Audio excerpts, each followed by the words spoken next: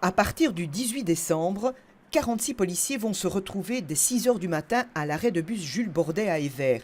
C'est la station la plus proche de leur futur lieu de travail dans des containers. Ce commissaire de la zone nord a 30 ans de terrain. Il est parti en reconnaissance des lieux et dénonce déjà les gros obstacles qui vont se poser.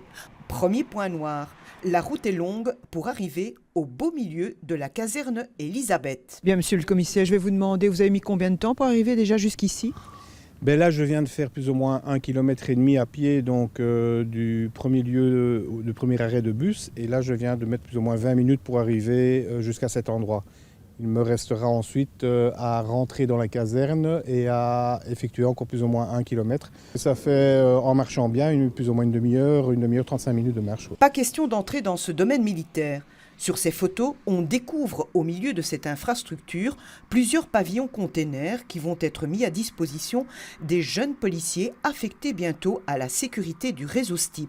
Le syndicat libéral est consterné par le choix du lieu, insécurisé, inadapté à tout point de vue. Alors pour le SLFP, ici, c'est non.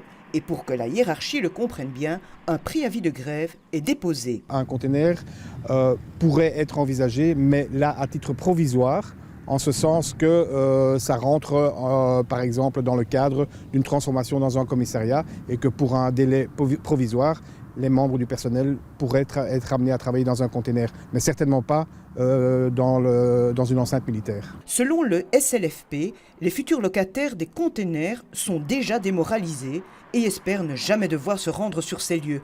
Alors lundi prochain, ce préavis sera présenté et défendu devant un comité de négociation où siègent la police et le ministère de l'Intérieur.